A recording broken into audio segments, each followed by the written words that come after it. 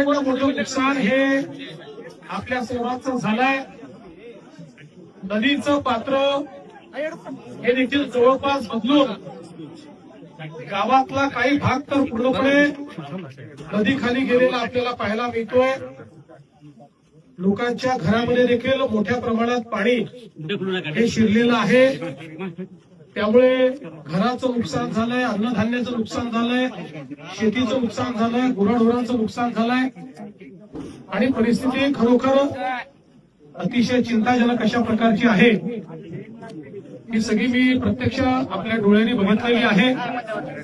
सरकारनं आपण हा निर्णय घेतलेला आहे की आपण सर्वांना मदत करणार आहोत.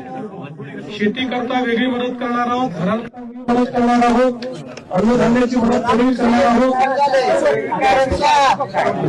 शाळेचे नुकसान भरून काढून जे काही इन्फ्रास्ट्रक्चर आहे ते सगळं, रस्ते असतील, शाळा असेल, या सगळ्याकरता मदत आपण करणार आहोत.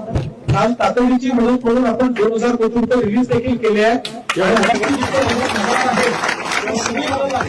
या व्यतिरिक्त आपण साधारण टंचाईच्या काळामध्ये जे काही निकष लावतो ते सगळे म्हणजे त्या संदर्भात आता आपण विजेचं याचं तर आपण शेतीचं बिलच घेत नाही, पण त्याच्या व्यतिरिक्त शेतसारा वगैरेचे जे काही नियम आहेत ते सगळे नियम आपण या ठिकाणी सगळ्यांना लावणार आहोत. कारण एक प्रकारे जसं टंचाईच्या काळामध्ये पाऊस नसल्यामुळे परिस्थिती तयार होते, तसं अतिपावसामुळे या ठिकाणी ही परिस्थिती तयार झाली आहे आणि म्हणून त्या निकषाची सगळी मदत ही आपण या ठिकाणी करणार आहोत.